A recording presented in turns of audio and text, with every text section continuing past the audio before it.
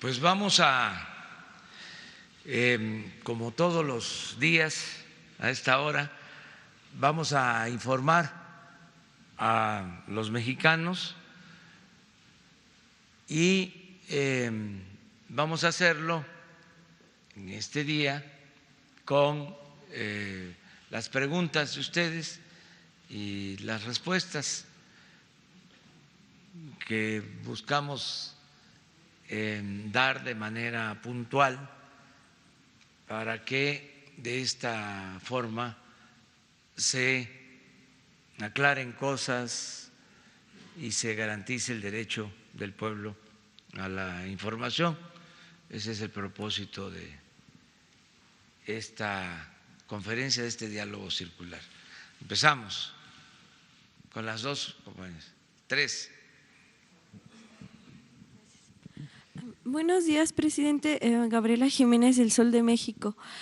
Preguntarle, primero que nada, en estos días llevamos una nota en la que se daba cuenta de que en gobiernos anteriores llegaron a pagar hasta poco más de 6 mil millones de dólares a lo largo de 10 años mediante contratos a empresas calificadoras como Fitch y Moody's.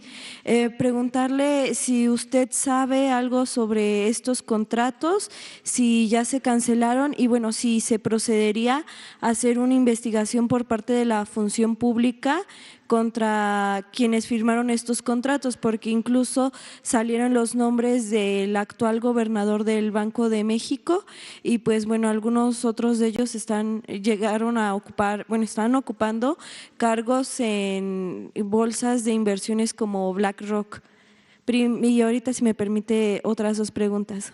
Sí, mire, hay acuerdos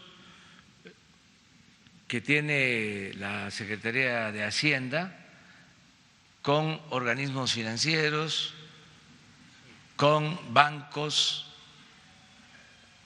para contratar a calificadoras que puedan evaluar el desempeño económico, financiero del gobierno. Tengo entendido que cuando menos se deben de contratar a 2 calificadoras. Se les paga por eso. Nosotros tenemos contratos con 3. O sea que podríamos ahorrarnos lo que cuesta pagarle a una, pero no lo hacemos ni lo vamos a hacer porque no queremos que se piense que estamos castigando o tomando represalias en contra de calificadoras. Sería muy mal mensaje para los mercados financieros. Podemos no estar de acuerdo con lo que dicen las calificadoras, como sucedió cuando bajaron la calificación por la situación petrolera y les reclamamos amablemente de que no habían actuado con profesionalismo porque se quedaron callados en el tiempo en que prevalecía la corrupción en Pemex y se cayó la producción petrolera. Solo el año pasado en 200,000 barriles diarios y no lo vieron. Y sin embargo, a nosotros que detuvimos esa caída, nos bajaron la calificación. Pero eso pues es propio de un gobierno democrático y de actitudes libres, no de sometimiento, ni de parte de las calificadoras ni de parte de nosotros. A lo mejor otros gobiernos se quedaban callados y no decían nada, pero nosotros mantenemos ese acuerdo con las calificadoras sobre lo que cuestan. Tengo el dato, pero no recuerdo ahora exactamente cuánto significa. No es mucho, bueno, depende de cómo se vea, depende cómo se mida, pero hoy mismo lo informamos, lo damos a conocer. Lo que sí debe de quedar muy claro, que nosotros respetamos todas las recomendaciones, criterios, calificaciones, decisiones que toman organismos financieros y sobre todo las decisiones que toma el Banco de México, que tiene autonomía, y nosotros respetamos esa autonomía, esa independencia. Eso es lo que te puedo comentar, y hoy damos a conocer cuánto cuesta el servicio de las calificadoras, qué hacen, por qué se deben de contratar, todo esto que por lo general no se conoce, que es importante que se transparente, que se dé a conocer. ¿Qué es una calificadora? ¿De dónde son? ¿Por qué los gobiernos deben de tener estos servicios? ¿Cuánto cuesta ese servicio? ¿Qué es lo que ellos recomiendan? ¿Qué es lo que califican? Ayer, por ejemplo, salió algo relacionado con el Banco Mundial sobre la calificación de México, y fíjense, México supuestamente en esta medición ocupaba el primer lugar en confianza para inversión extranjera, y ahora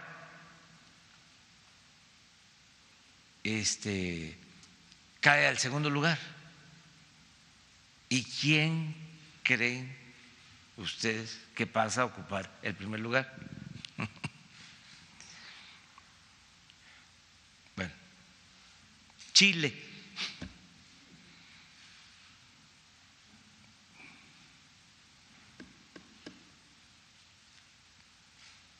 Entonces, no son infalibles, pues. Pero pues somos libres y cada quien tiene su visión, su punto de vista, y respetar. Lo segundo. Y también preguntarle, ayer el secretario adjunto de Estado para Asuntos Internacionales de Narcotráfico, Richard Glenn, decía que pues les preocupaba la estrategia que tenía México para combatir el narcotráfico, y que pues sobre todo por los hechos que habían ocurrido recientemente en Culiacán, y que pues se debía de trabajar en una estrategia conjunta. Saber cuál es su opinión sobre esto y qué respondería a estas críticas que pues bueno están haciendo desde el gobierno de Estados Unidos. Y ya por último también hoy publicamos una nota en donde se registran que la industria constructora ha caído aproximadamente en un 10% desde el mes de agosto.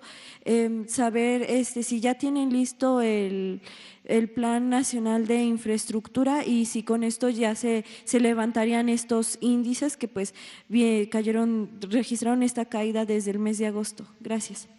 Bueno, acerca de lo primero, pues sí hace falta la cooperación, pero con respeto a la soberanía de cada país.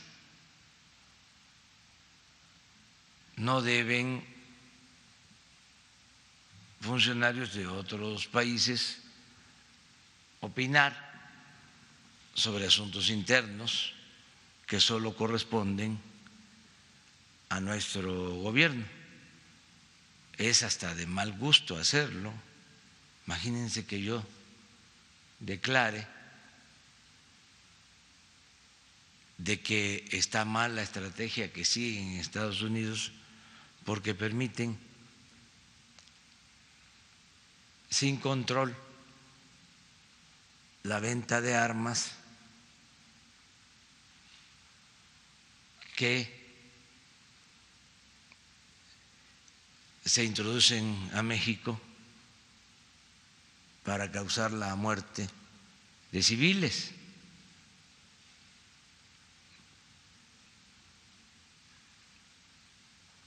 No es eso. Cada país tiene su independencia. Lo que sí es importante, más si se trata de vecinos, es buscar la cooperación, pero no de situarse como jueces y juzgar. Eso, desde luego, le cae muy bien a los conservadores, adversarios nuestros. Afortunadamente llevamos muy buena relación con el gobierno de Estados Unidos y una golondrina no hace verano.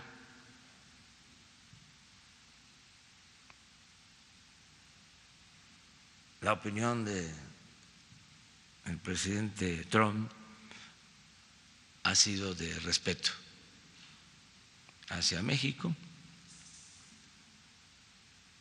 Así lo externó en la ONU, habló de respeto mutuo.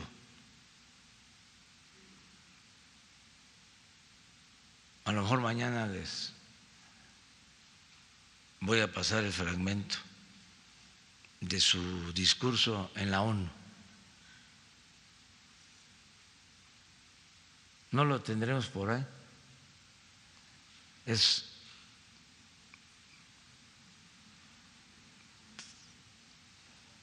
difícil de conseguir, nada más en donde hace referencia.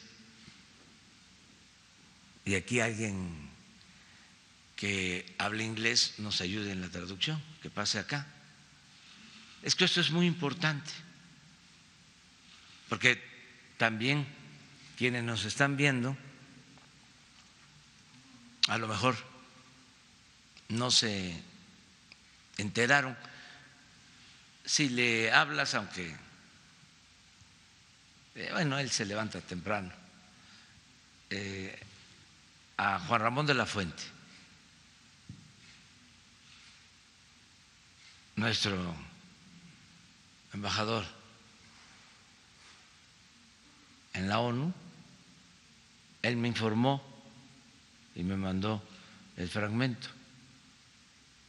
Entonces él puede enviártelo y vamos a pasarlo y que alguien lo traduzca. A ver quién habla inglés, que nos haga el favor. Muy bien. Vamos a esperar a ver si nos los pasan. Sí se puede, ¿verdad?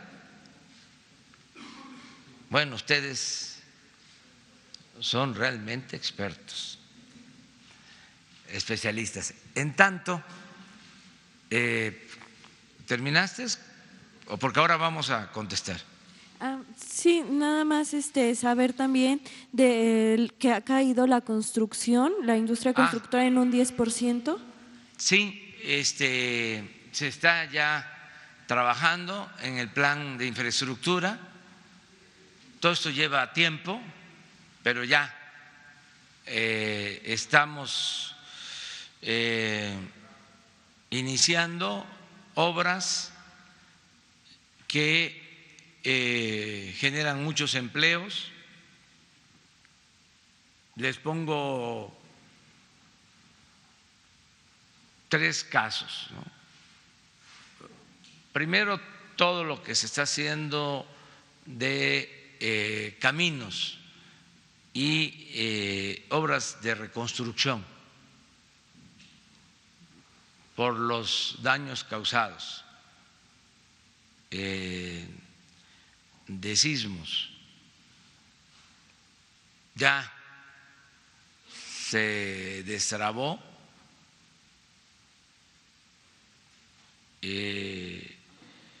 esta acción, ya se están entregando los fondos.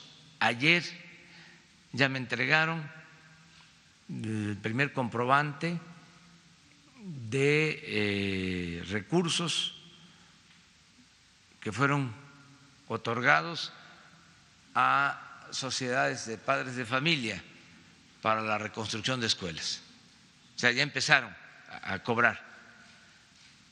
Y estamos hablando de que solo en el programa de reconstrucción de escuelas son 103,000 escuelas, 103,000 frentes de trabajo en una primera etapa. En total van a ser más de 170,000 centros de trabajo. Ya también se autorizó la ampliación en construcción de caminos de mano de obra, de uso intensivo de mano de obra, caminos de concreto. Empezamos con 50, se amplía a 50 más en Oaxaca. Entonces ya empezamos con eso. Eso reactiva mucho la industria de la construcción abajo. Lo segundo, ya empezamos con la refinería, con la construcción de la refinería. Si ustedes van a Dos Bocas, Paraíso, Tabasco, van a ver movimiento de muchos camiones de volteos. Se está trabajando en todo lo que es el relleno del área y ya está reactivada la economía por la construcción, no solo en Paraíso, sino en todo Tabasco, parte Campeche, porque se está echando a andar de nuevo la producción petrolera. Eso es muy importante. Lo tercero, ya resolvimos lo de los amparos del aeropuerto de Santa Lucía. Esa es obra pública también. Estamos esperando que se termine el estudio de ingeniería básica para licitar el Tren Maya, que va a significar miles de empleos. Y también está en proceso el plan para llevar a cabo acciones de infraestructura, vivienda, autopistas y otras obras con la iniciativa privada plan de infraestructura que está apoyando el Consejo Coordinador Empresarial y grupos empresariales como Carso y otras empresas. Entonces, ahí vamos. Todo eso pues lleva tiempo. Yo creo que el ejemplo más claro de cómo no es fácil que camine el elefante es el del aeropuerto.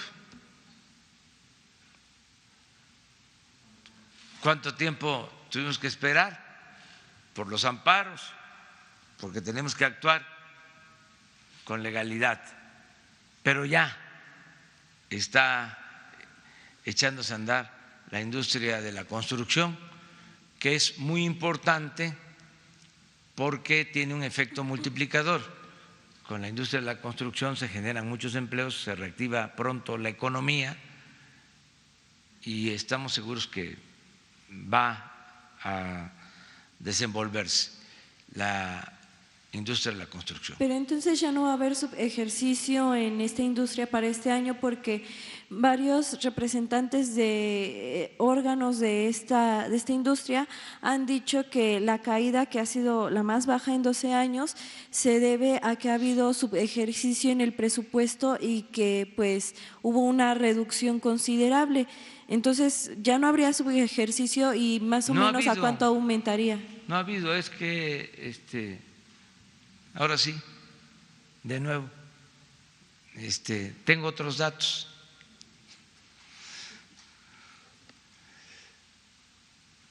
Pero respeto mucho pues ese punto de vista y sí, en efecto, hemos demorado en echar a andar las obras por todos los obstáculos que enfrentamos. Además, como había mucha corrupción, pues no se trataba de seguir con lo mismo.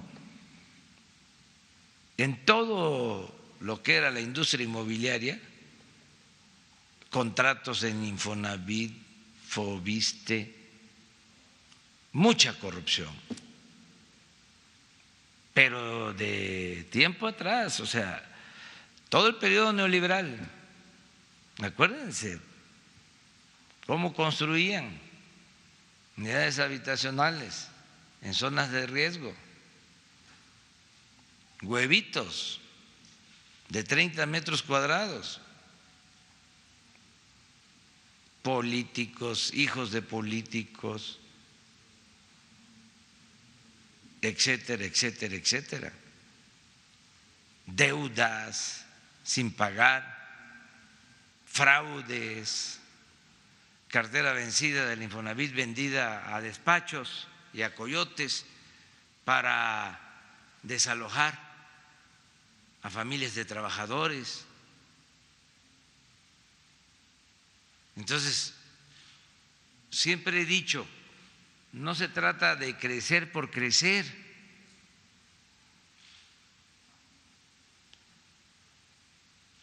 Cerrar los ojos y decir, a ver, no le hace que roben, pero inviertan y que haya crecimiento. No le hacen que destruyan la naturaleza. Usen fracking, usen transgénicos, roben, destruyan la naturaleza, cometan injusticias, porque lo que nos importa es lograr la sacrosanta meta de que haya crecimiento. Así no es la cosa. Queremos desarrollo, queremos bienestar, queremos desarrollo sustentable, queremos desarrollo con bienestar, con justicia. siempre lo he dicho, lo creo, progreso sin justicia es retroceso. Y no es lo mismo crecimiento que desarrollo. Entonces yo entiendo, ¿no?, de que hay quienes se desesperan, pero vamos a ir avanzando. Además, es ponernos de acuerdo, aunque nos lleve tiempo, de cómo hacer negocios sin medrar, sin robar, con utilidades razonables. Es reeducarnos. Es decir, antes las cosas se hacían de esa manera, ahora se tienen que hacer de otra manera, y eso a veces lleva tiempo, porque están esperando a ver si es en serio, si no es pura finta, como se dice coloquialmente,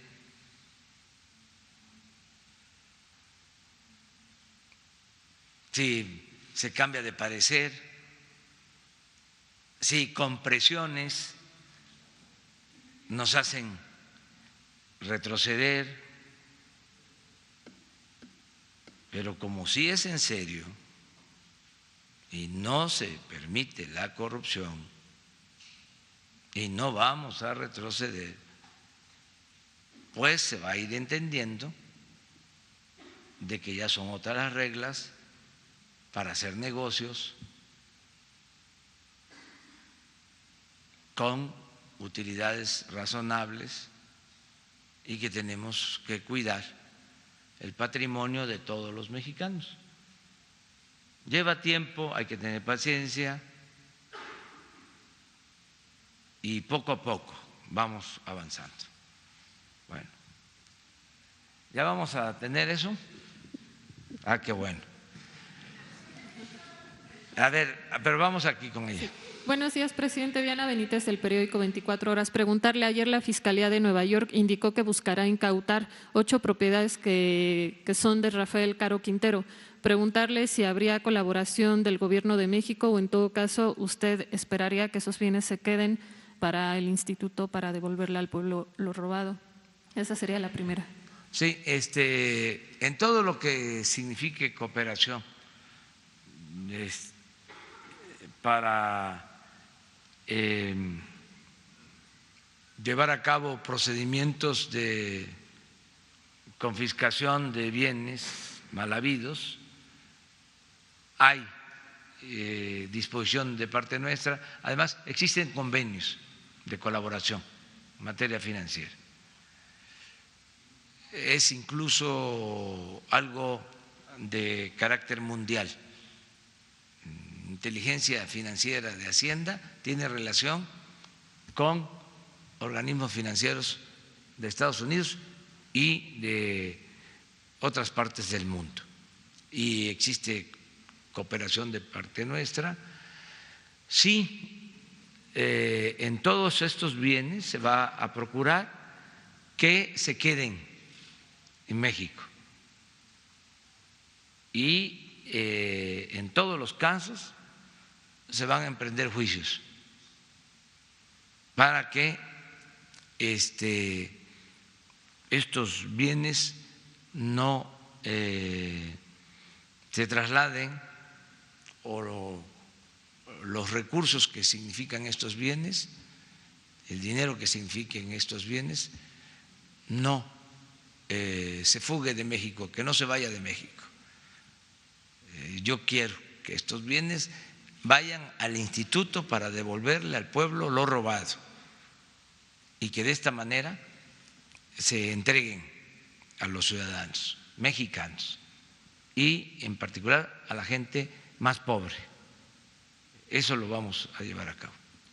La segunda pregunta, presidente, sería después de los hechos de Culiacán y al saber que pues su parte de su estrategia de trabajo es salir de gira cada fin de semana, usted viaja en aviones comerciales, va a estar por carretera, pues prácticamente va a estar, por lo menos si viaja en avión, 2 horas incomunicado cada fin de semana, y cuando viaja en carretera pues pueden ser hasta más. ¿Qué va a pasar cuando en México se dé alguna crisis y se requiera de la decisión del presidente? Si no se pueden comunicar los integrantes del gabinete con el presidente, ¿quién va a ser el designado para tomar decisiones cuando no se puede esperar a conectarse, a comunicarse con el presidente? En el caso de Culiacán, entiendo, antes de que tomara este vuelo hacia Oaxaca, el Gabinete de Seguridad pudo, hasta donde entiendo, pudo preguntarle antes de hacer la liberación de Ovidio, pero ¿qué pasaría cuando no se puedan comunicar con el presidente? ¿Quién es el designado para tomar una decisión? ¿A quién ha nombrado? ¿Sería la Secretaría de Gobernación o en quién ha pensado? Miren, por lo general siempre estoy al tanto, siempre estoy comunicado.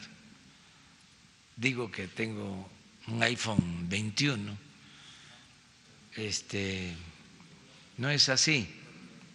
Tengo un teléfono normal, como lo tienen todos, funcionan afortunadamente bien en donde hay conectividad, porque siempre en los pueblos no hay posibilidad de hablar por telefonía móvil, no hay internet en el 75% del territorio nacional. Pero ya tengo un teléfono satelital y tengo comunicación permanente, no hay problema por eso. Además, hay políticas definidas, estrategias. Por ejemplo, en el caso de seguridad, todos los días llevamos a cabo acciones a partir del plan de seguridad que está escrito en el plan de desarrollo. O sea, no inventamos nada. No es un gobierno de ocurrencia. Nosotros tenemos un plan definido. Invito a que conozcan el plan de desarrollo y cuando se lee el plan de desarrollo se entiende el porqué de nuestra actitud en Culiacán. No es como cuando se tomó la decisión en Michoacán de declarar la guerra y no había ni siquiera un documento, un marco de referencia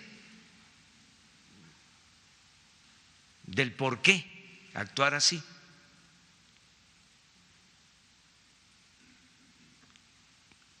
Nosotros tenemos un plan, tenemos una estrategia bien definida en todos los campos y los encargados de las secretarías pues saben qué hacer.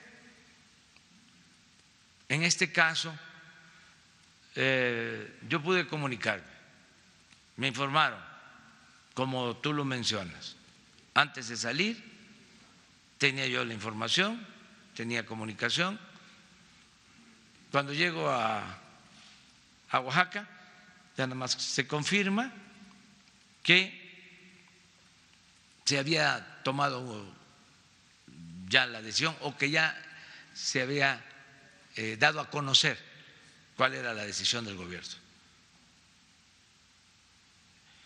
Pero ya estaba reunido el gabinete de seguridad. Yo no creo que antes fuese así, porque antes cada quien actuaba por su cuenta. Por eso es muy aleccionador esto que sucedió. Cuando sucede lo de Culiacán, están juntos el secretario de Seguridad, el secretario de Marina y el secretario de la Defensa.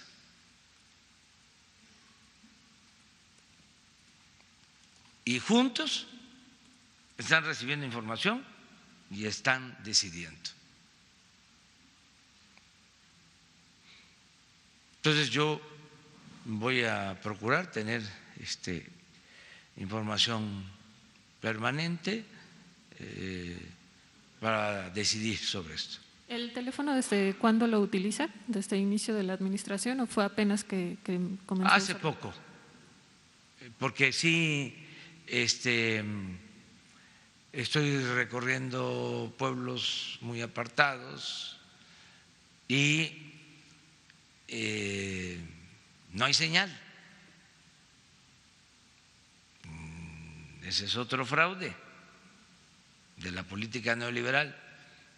Hasta reformaron la Constitución. Hubo una reforma a las telecomunicaciones, como la llamada reforma energética, otro fracaso. Y resulta que no se puede hablar por teléfono en el 75% del territorio nacional. Pero bueno, ahora sí tenemos ya un sistema de telefonía satelital. Muchas gracias, presidente. Sí, ya está. A ver, ¿quién traduce? ¿Ya está traducido? A ver.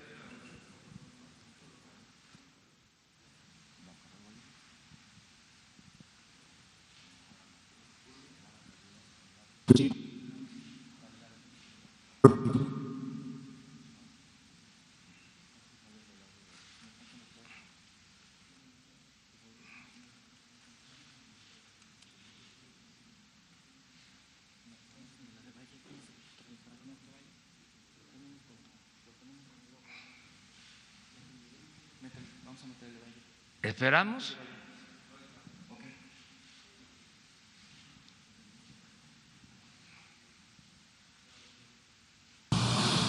Many of the countries here today are coping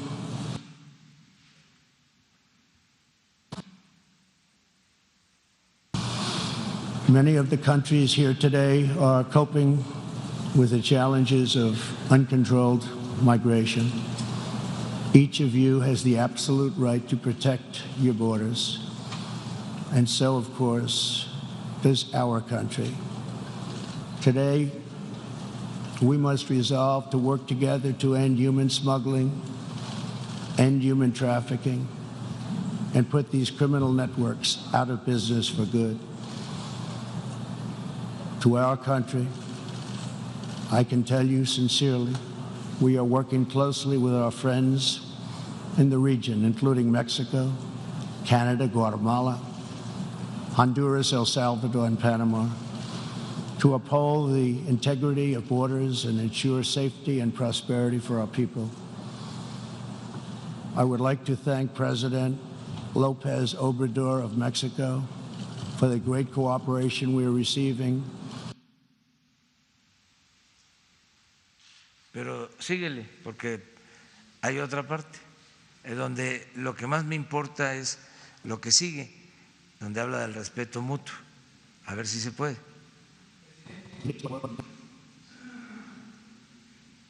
¿O no lo tienen todo? Sí, nada más.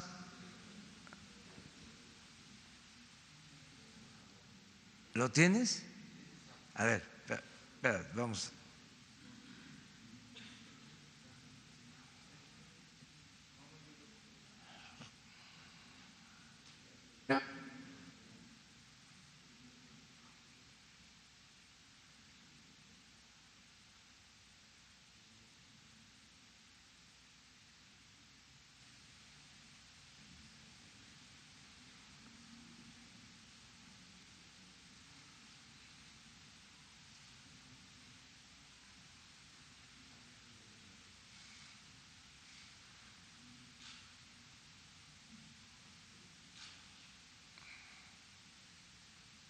porque esa es la parte que más me interesa, en donde él habla de que nosotros somos respetuosos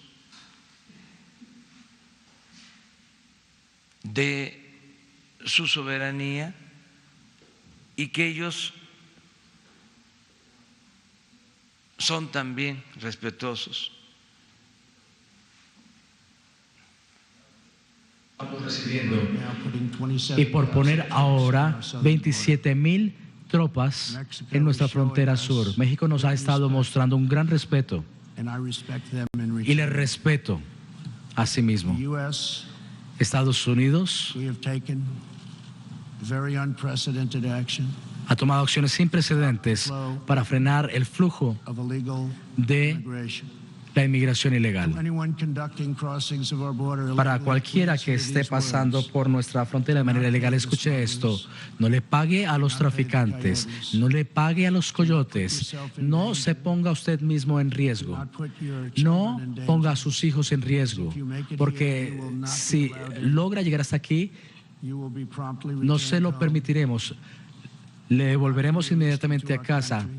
No será permitido entrar a nuestro país. Mientras yo sea presidente de los Estados Unidos, nosotros fortaleceremos nuestras leyes y protegeremos nuestras fronteras a todos los países del hemisferio occidental. Nuestra meta es ayudar a que la gente invierta en el mejor futuro para su propia nación. Nuestra región está llena de increíbles y grandiosas promesas esperando a ser construidas. Los destinos de nuestras naciones para todos,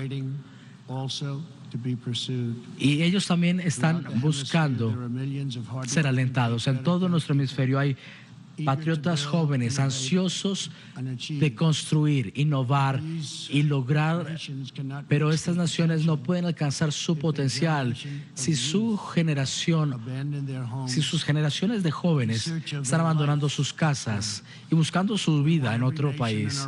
Queremos que toda nuestra nación florezca, que todas las naciones florezcan en paz y en libertad. En esa misión, nosotros también estamos comprometidos en apoyar a esas personas en el hemisferio occidental que viven bajo la brutal opresión, como aquellos en Cuba, en Nicaragua y en Venezuela. De acuerdo con un reporte reciente del Consejo de Derechos Humanos, las mujeres en Venezuela esperan durante 10 horas por comida. Más de Sí, pero no es exactamente eso. A ver, ven.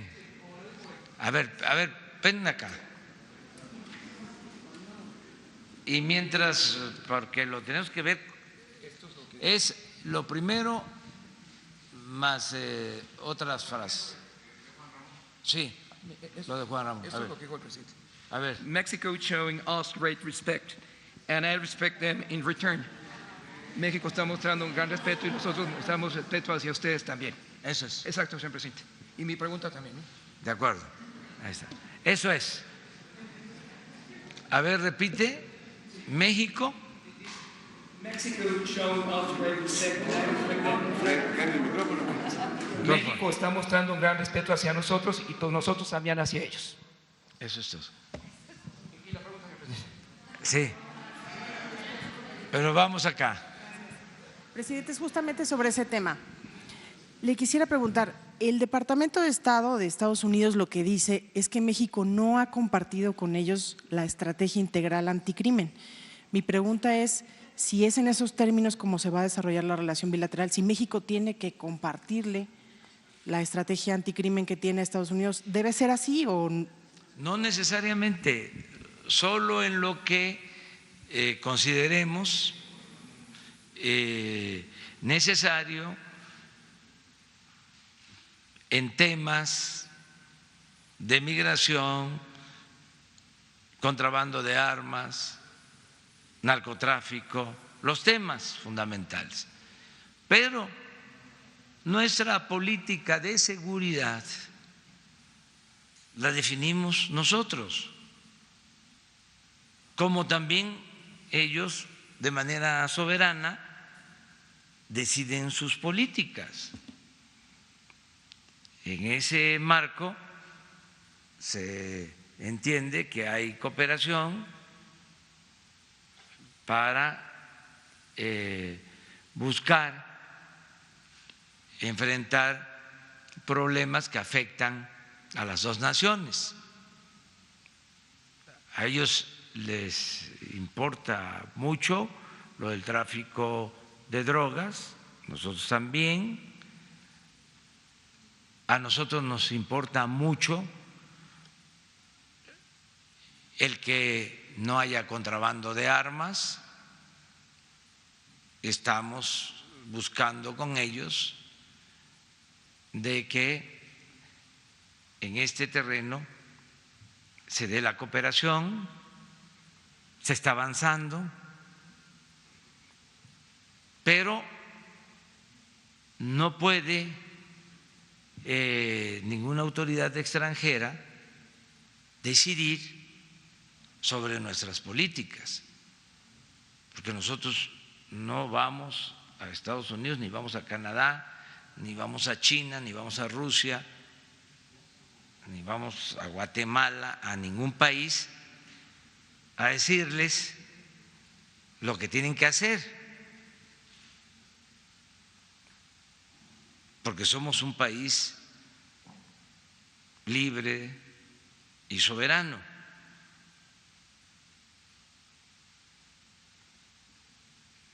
Eso es lo que debe de quedar muy claro.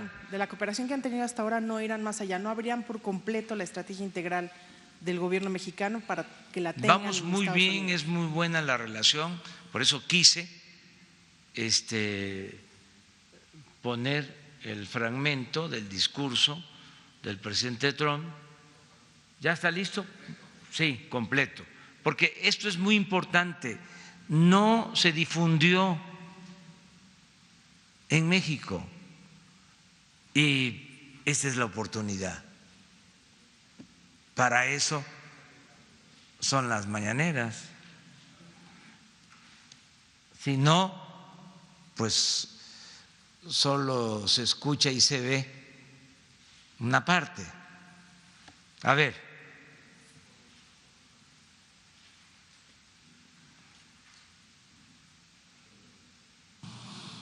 Many of the countries here today are coping with the challenges of uncontrolled migration.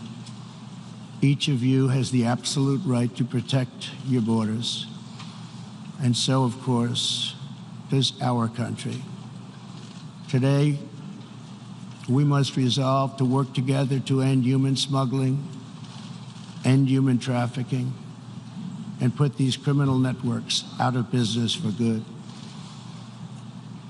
To our country, I can tell you sincerely, we are working closely with our friends in the region, including Mexico, Canada, Guatemala, Honduras, El Salvador, and Panama, to uphold the integrity of borders and ensure safety and prosperity for our people.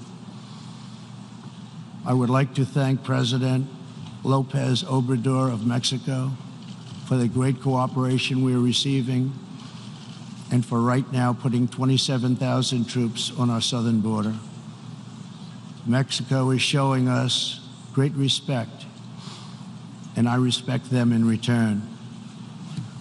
The U.S., we have taken very unprecedented action to stop the flow of illegal immigration.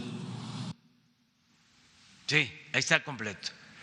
Esto es lo que quería comentarles. Esto acaba de suceder hace unos días. Esta es la postura del presidente, coincide con lo que nosotros estamos sosteniendo y vamos a mantener buenas relaciones con el gobierno de Estados Unidos. Aprovecho para informarles que en unos días más vamos a darle a conocer a los mexicanos, a nuestro pueblo, sobre el avance que se lleva para convencer, persuadir de manera respetuosa a legisladores de Estados Unidos en el sentido de que nos conviene a los dos pueblos, a las dos naciones, la aprobación del Tratado de Libre Comercio. Todo lo que se ha hecho con los legisladores, tanto del Partido Republicano como del Partido Demócrata. Les vamos a presentar un informe, va a estar el secretario de Relaciones Exteriores, Marcelo Ebrard, la secretaria de Economía, Graciela Márquez, la embajadora de México en Estados Unidos, Marta Bárcenas, y nuestro representante en esta negociación sobre el tratado, Jesús Seade. Él está dedicado a atender este asunto que consideramos importante para la economía y el comercio de México, de Estados Unidos y de Canadá. Entonces vamos a informarles, les adelanto de que vamos bien, estamos optimistas y consideramos que esto va a ayudar mucho a la economía de los tres países. Es algo bueno, benéfico para el pueblo de Canadá, de Estados Unidos y de México, y por eso se va a llevar a cabo un informe. Esto es el complemento de estas buenas relaciones que tenemos. Y en otro tema, presidente, quisiera preguntarle sobre el activismo que ha registrado en Chiapas su hermano Pío López Obrador. Ayer se presentó junto con 21 alcaldes que militaban en otros partidos políticos y ahora van a militar en Morena. Quisiera conocer su opinión sobre el hecho de que él mantenga un activismo, hay denuncias de que se están ofreciendo estímulos presupuestales a los alcaldes para pasarse a Morena. ¿Qué piensa? Pues habría que probarlo. Seguramente es una nota del Reforma. Y suelen distorsionar las cosas, no ser profesionales. Desde luego, no debe de haber influyentismo, ni amiguismo, ni nepotismo, ninguna de esas lacras de la política. Lo que se me hace una exageración, y ojalá y se verifique, es asegurar de que se ofrece que no van a haber auditorías a quienes participen en Morena, como que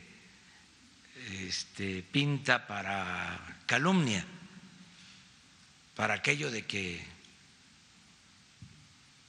la calumnia cuando no mancha tizna. Entonces, está mal que familiares, que amigos tomen esas decisiones, pero hay que ver si es cierto, porque los conservadores y sus voceros, sus medios, están últimamente muy nerviosos como desquiciados, inventando cosas, vuelan mucho. Entonces hay que serenarnos y hay que actuar con objetividad, con profesionalismo y con respeto a los lectores o a los ciudadanos. Desde luego, haciendo pleno uso de la libertad de expresión. Pero entonces no hay nadie de su familia que esté autorizado a realizar gestiones. Nadie de mi familia. Hay hasta un memorándum que di a conocer acerca de cómo ningún familiar, nadie vinculado a mí, familiar, amigo, puede cometer en nombre mío ningún acto ilícito. Además, no solo no deben de hacerlo, sino que caerían en la esfera del derecho penal y serían juzgados. A ver si Jesús nos alcanza el tiempo para que Laura Nieto te mande el memorándum y vamos a leerlo, porque todo esto ayuda a ir aclarando, informando. No está mal que existe el cuestionamiento, incluso aunque sea excesivo y aunque sea calumnioso, ayuda a aclarar. A mí me favorece en mi propósito de que podamos instaurar, establecer un gobierno honesto, sin corrupción, que realmente sea una transformación, no más de lo mismo, que no haya simulación. Entonces, todo esto me da pie, por eso me tardo,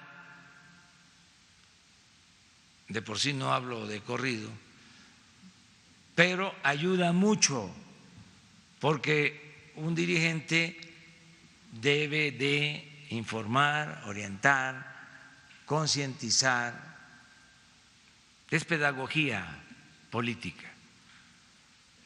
Y el fenómeno o los procesos de comunicación no son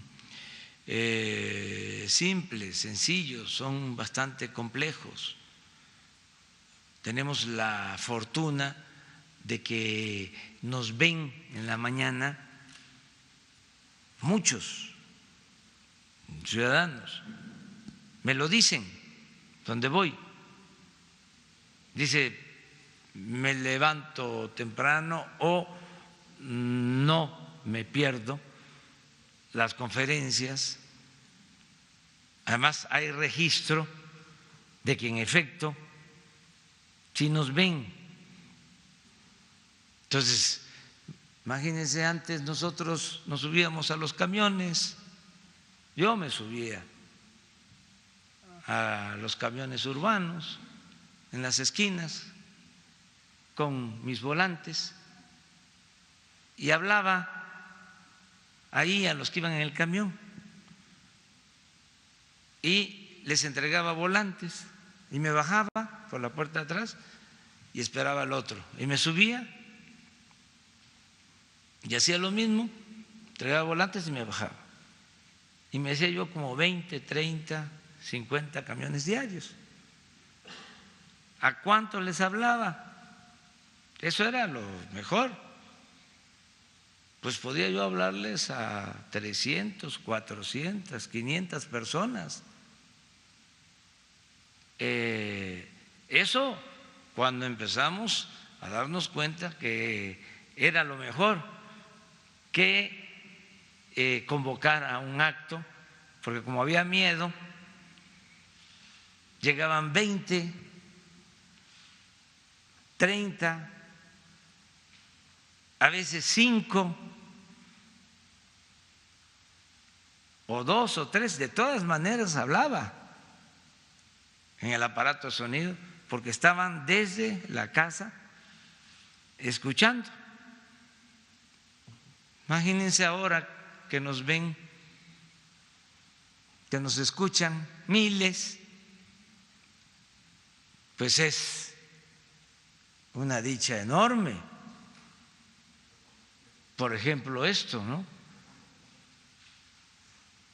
Miren, como he sabido,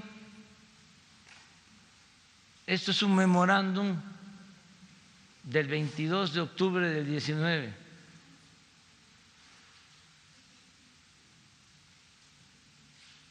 No, este es el reciente sobre la no injerencia en asuntos políticos partidistas. No, el de la familia. Ese fue hace como 3 o 4 meses. Ahora lo vamos a ver. Ese ya lo conocen, ¿no? Bueno, pero vamos a recordar el otro. Entonces, eso es. Adelante. Bueno, tú, sí. Para irnos atrás.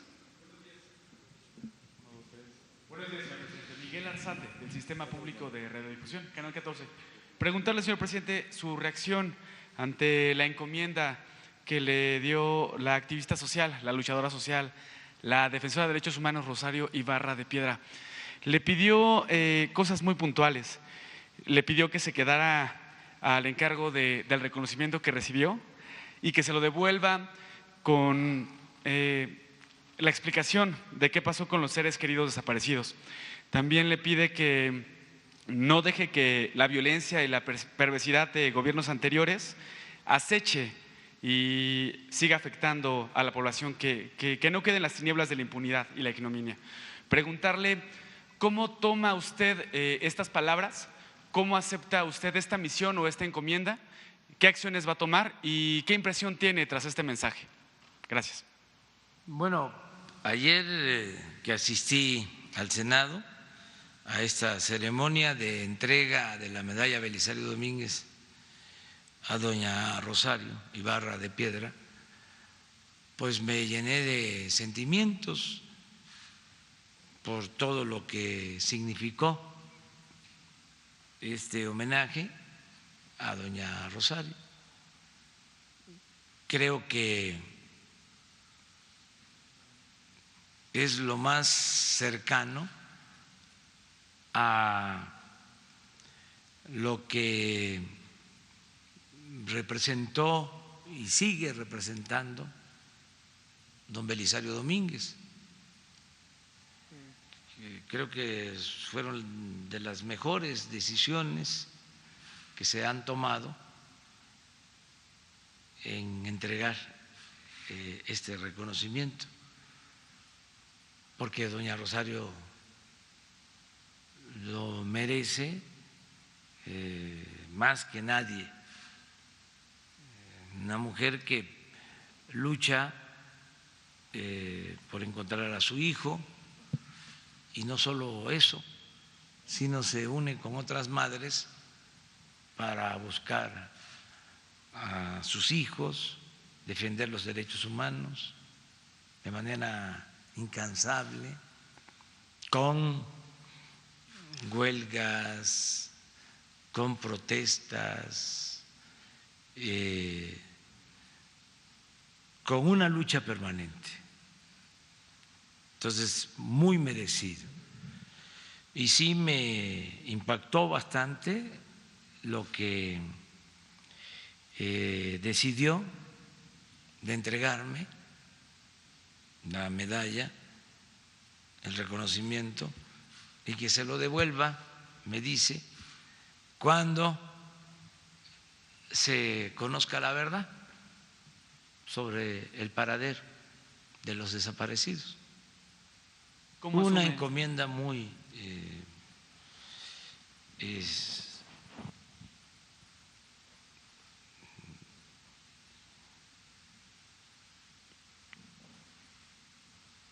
profunda, muy humana y al mismo tiempo implica un gran compromiso. Lo asumo porque tengo esa convicción, voy a seguir buscando que se conozca la verdad. ¿Alcanzará el tiempo, lo que le queda a su gobierno para que acabe la impunidad, para que acabe la violencia, para saber qué pasó con los desaparecidos, con Ayotzinapa, por ejemplo? Vamos a continuar, no vamos a dejar de trabajar en este sentido. La Secretaría de Gobernación, que antes se caracterizaba por ser una institución encargada de reprimir, ahora su misión principal es la defensa de los derechos humanos. Toda esa secretaría tiene que ocuparse de la búsqueda de desaparecidos y de garantizar que no se repitan actos autoritarios, violaciones de derechos humanos. Ese es el gran cambio. Esa secretaría que tenía túneles en donde se detenía gente de manera ilegal y se reprimía, ahora pasa a ser la gran secretaría de los derechos humanos del gobierno. Y vamos a apoyar todas estas acciones y vamos a cumplir todo lo que humanamente me sea posible hacer para cumplir con la encomienda que nos deja doña Rosario. A ver, ahí está la carta. Es del 13 de junio. Entonces no está de más recordarla. Me dirijo a ustedes, a los secretarios del gobierno federal, a los directores de empresas u organismos paraestatales, a los servidores públicos en general. Me dirijo a ustedes con la instrucción clara y precisa de no permitir bajo ninguna circunstancia la corrupción, el influyentismo, el amiguismo, el nepotismo, ninguna de esas lacras de la política del antiguo régimen. Todos estamos obligados a honrar nuestra palabra y cumplir el compromiso de no mentir, no robar y no traicionar la confianza de los mexicanos. En consecuencia, les reitero, no acepto bajo ninguna circunstancia que miembros de mi familia hagan gestiones, trámites o lleven a cabo negocios con el gobierno en su beneficio o a favor de sus recomendados. Esto incluye a mi esposa, hijos, hermanos, hermana, primos, tíos, cuñados, nueras, concuños y demás miembros de mi familia, cercana o distante. Ustedes no tienen la obligación de escuchar propuestas indecorosas de nadie y en el caso de mis familiares ni siquiera de recibirlos en sus oficinas o contestarles el teléfono. nada de nada. Solo me resta decirles que de no cumplirse esta recomendación se podría caer en actos de deshonestidad y en la esfera del derecho penal. Esto lo saben todos los servidores públicos. Es un poco la respuesta.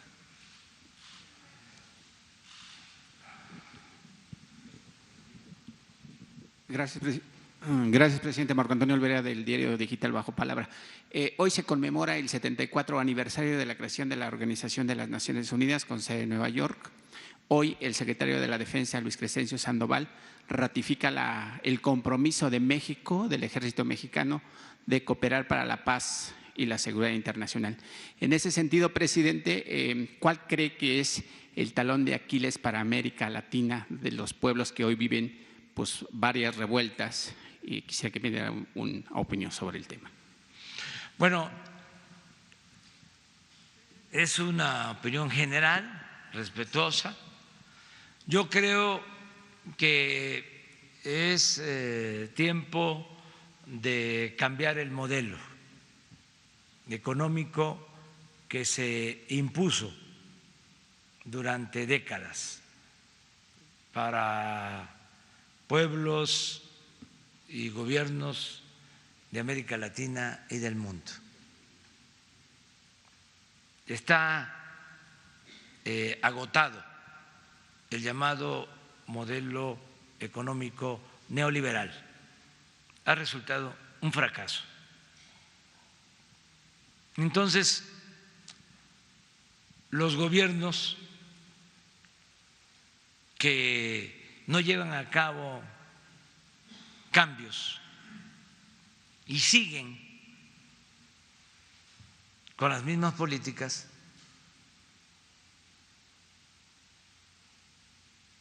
enfrentan problemas con sus pueblos,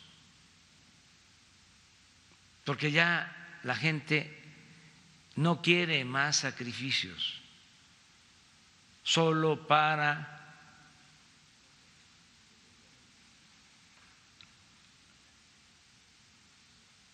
el beneficio de minorías. Es muy injusto. Toda la política privatizadora fue un fracaso. Solo benefició a pequeñas minorías, empobreció a millones de seres humanos. Por eso los movimientos de rebeldía, de inconformidad, nosotros, nuestro pueblo sabio, supo entender que era el momento de cambiar esa política.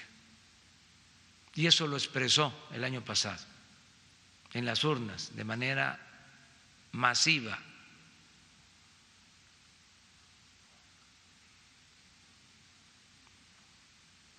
Y estamos llevando a cabo una transformación en forma pacífica. Y se está demostrando que se puede llevar a la práctica una política diferente, que sí es posible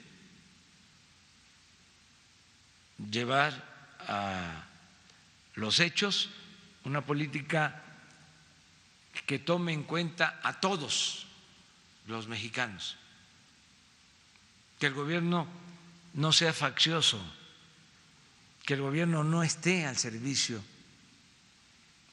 de grupos de intereses creados, que el gobierno represente a todos y que se ponga por delante el bienestar del pueblo. Eso es lo que da gobernabilidad. Eso es lo que permite la paz social.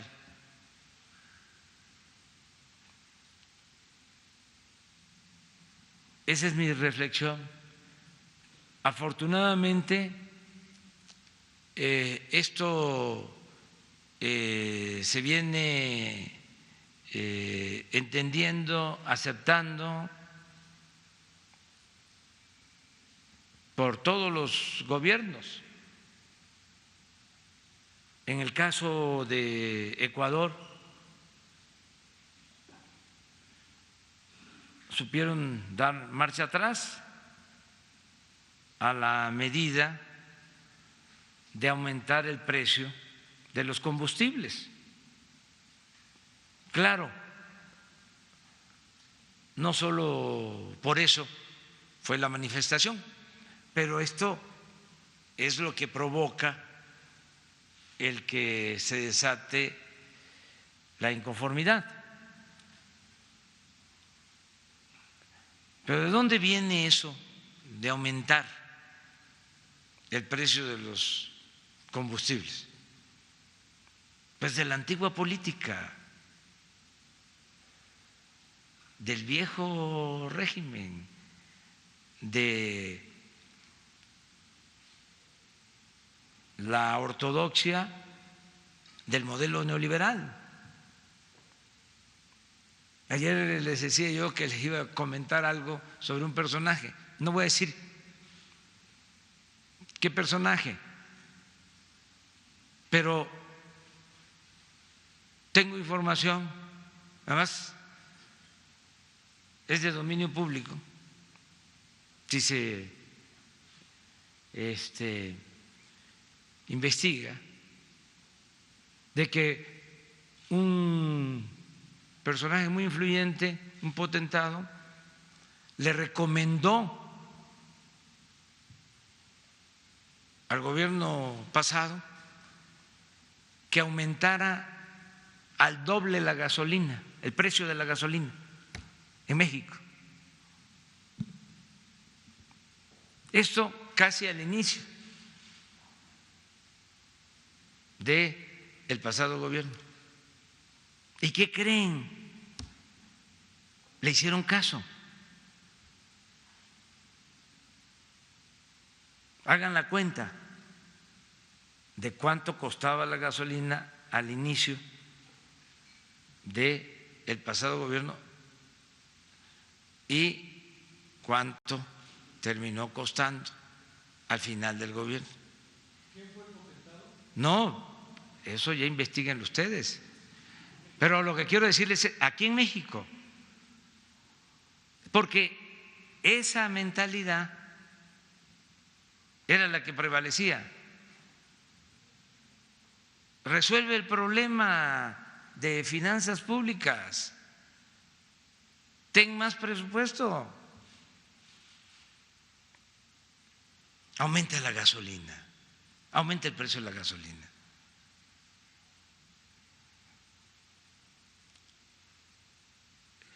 En el caso de Ecuador, pues dan marcha atrás a la medida. En el caso de Chile es un aumento también, creo que en el transporte público o algo así, al metro. Y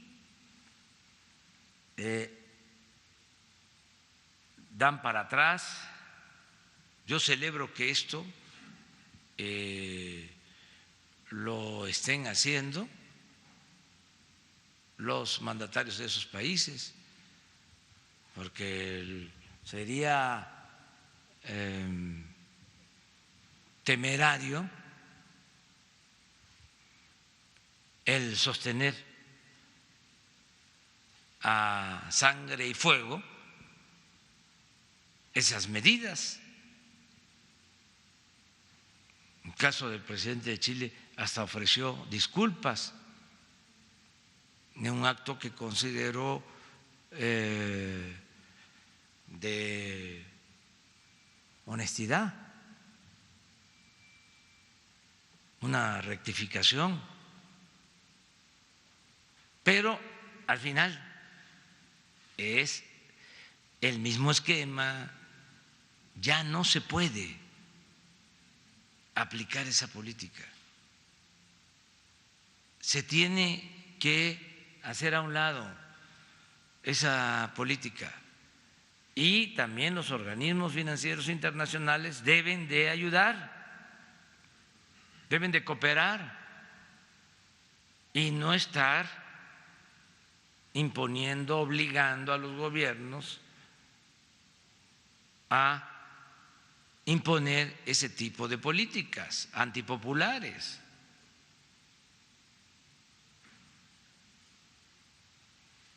Yo espero que estos cambios se sigan llevando a cabo, porque de esa manera se logra el desarrollo, el bienestar y lo más preciado, la paz.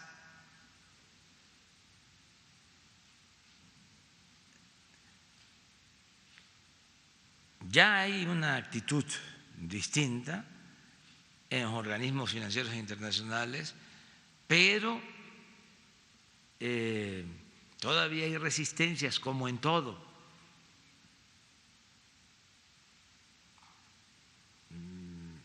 Y tiene que haber pues un informe con mucha objetividad sobre el fracaso del modelo que impusieron durante mucho tiempo. Una autocrítica, no caer en la autocomplacencia y seguir rectificando y cambiar ya esa política y poner por delante el bienestar de la gente, la felicidad del pueblo. Ahora no solo por esto, sino porque no estoy saliendo y he tomado la decisión de no salir solo por un hecho especial que consideremos nos ayude en el fortalecimiento de nuestra economía, que nos ayude a mantener políticas de cooperación. La COP25 hace unos meses cuando estuvo en la Alianza del Pacífico. Sí, me invitó, pero quedamos en analizarlo, en verlo. En general, estoy muy bien representado por el secretario de Relaciones Exteriores, Marcelo Ebrard. Me ayuda mucho y considero que debo de dedicar todo mi tiempo, o la mayor parte de mi tiempo, a los asuntos internos. Presidente, nada más, si me permite, podría preguntarle sobre el tema del teléfono satelital. ¿Esto garantiza la secrecía de las comunicaciones que usted pudiera tener en un avión comercial cuando hable con su gabinete? Pues eso sí está muy difícil, ¿no?, de saber, porque en ese aspecto, fíjense lo que son las cosas, en eso hay mucho avance. No puede uno hablar en la Tarahumara, en la Lacandona, donde se requiere, porque hay enfermos, porque hay incomunicación. No puede uno hablar, ¿sí? Pero para asuntos de espionaje hay una tecnología asombrosa, de punta, sonorizan espacios.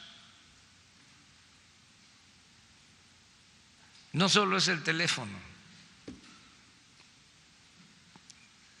han avanzado mucho en eso.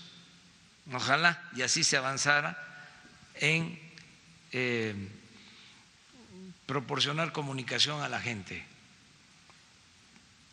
a los ciudadanos. Entonces, también no sabemos, pero como lo que hacemos es totalmente transparente, podemos decir las cosas, ¿no?, con claridad. La segunda pregunta, presidente, si me lo permite. En el gobierno de Enrique Peña Nieto, David Penchina y Murat, el actual gobernador de Oaxaca, fungieron como directores del Infonavit. Se autoentregaron bonos millonarios, que eso es un fraude.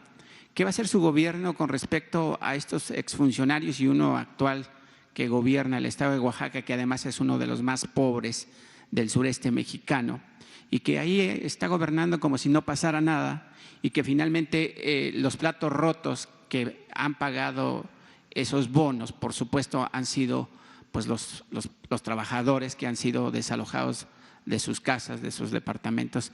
¿Cómo va a actuar con este funcionario, con estos funcionarios que además David Penchina fue un precursor de la mal llamada reforma energética, que incluso hizo viajes a los Emiratos Árabes y países grandes productores de petróleo para asesorarse en el tema de la reforma energética, presidente? Mire, ya hemos hablado bastante de este tema. Nosotros sentimos que no debemos presentar denuncias a autoridades de los gobiernos anteriores, porque tendríamos que hacerlo a los o enjuiciar o pedir los procesos de juicio a los expresidentes. Esto ya lo he hablado mucho y hemos decidido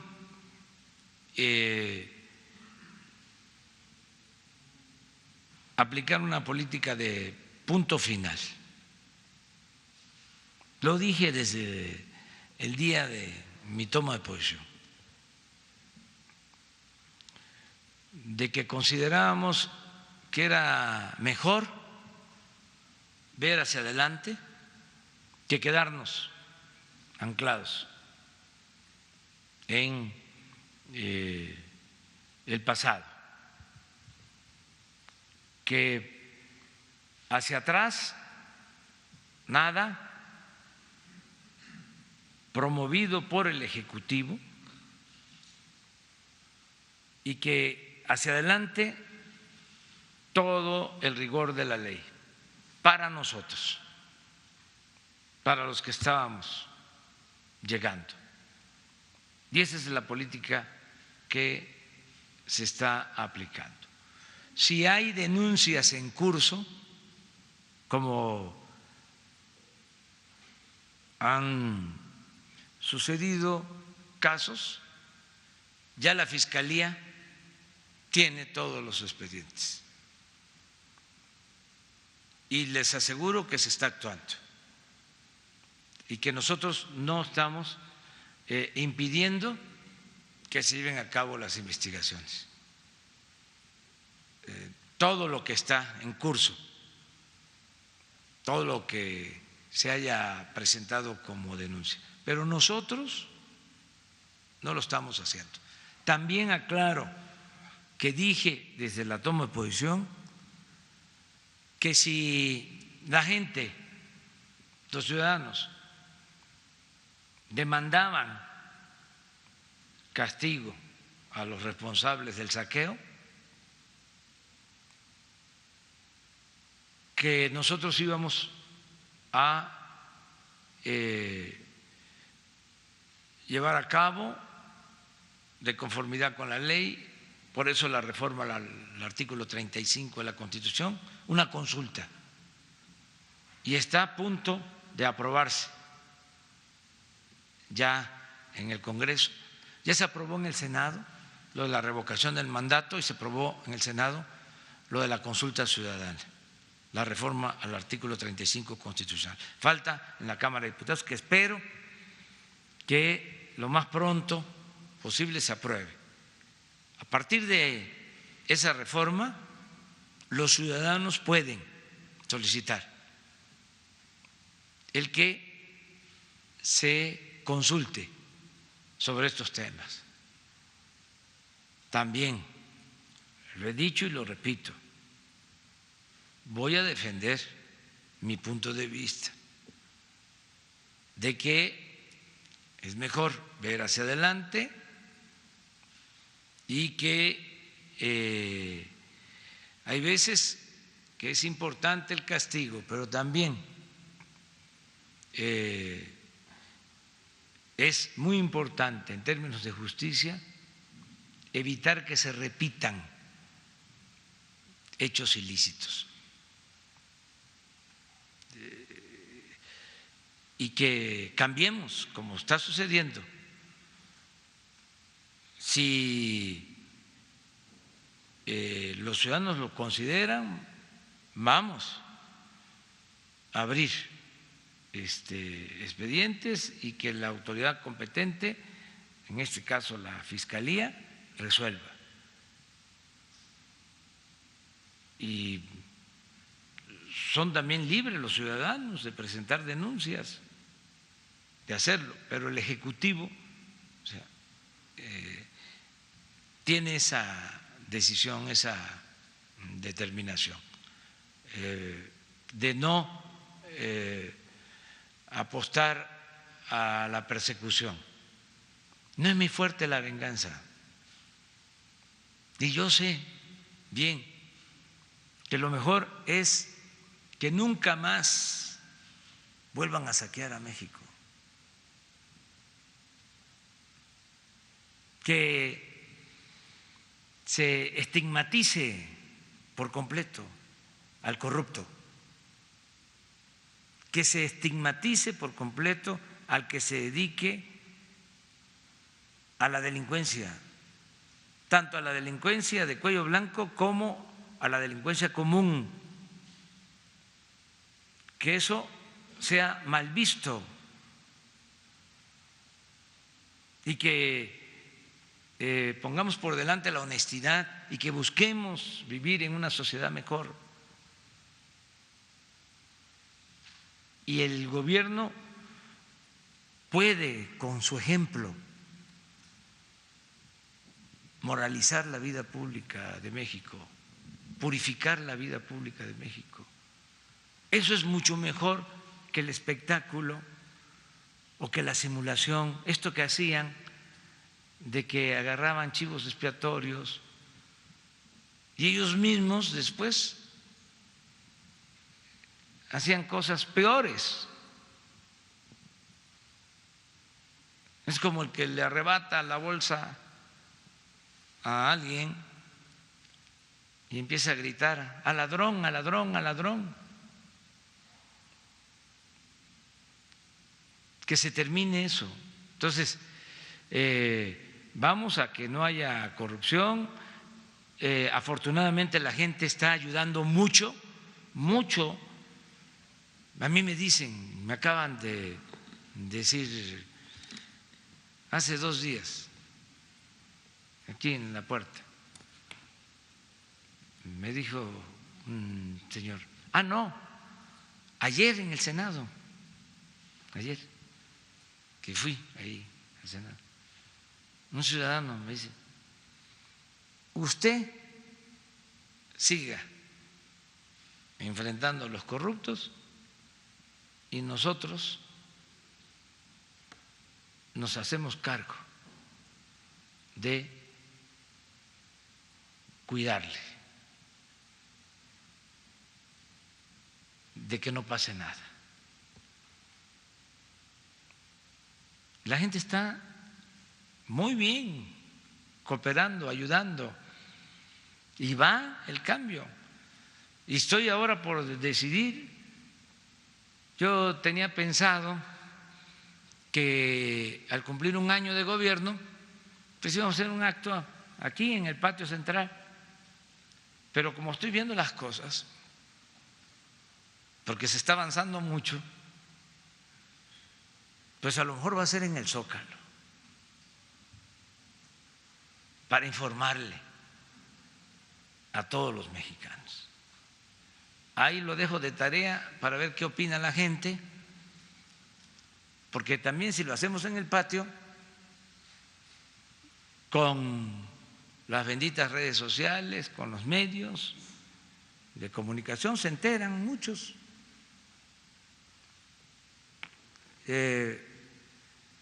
Si lo hacemos en el Zócalo, lo importante es también la participación de los ciudadanos, los que quieren participar, no olvidar de dónde venimos, cómo fue que se logró este triunfo, no abandonar la comunicación directa con la gente. Y el Zócalo, el corazón. No sería un acto, un informe, pero digo, no van a faltar los músicos. ¿Por qué no vamos a tener música? No un informe, pero pues pueden haber bandas, música del país. No cuesta porque ayudan mucho los músicos. Ahora que estuve de nuevo en Oaxaca, impresionante las bandas de los pueblos, en todos los pueblos. Imagínense lo bello que es, lo satisfactorio, el sentimiento que produce ver una niñita de 6 años con un saxofón tocando, y todos los niños ahí. Eso es arte, es cultura. Eso es Oaxaca, pero así es México, así es nuestro querido México. No va a faltar un jaranero, ¿no?, que quiera venir, un flautista. Hay un flautista Franco que es extraordinario, de lo mejor del mundo, que lo invitemos. Pero bueno, ya ese es otro asunto. Nos vamos, nos vemos mañana. Nos apuntamos, tú primero mañana, ¿de acuerdo? Adiós, adiós.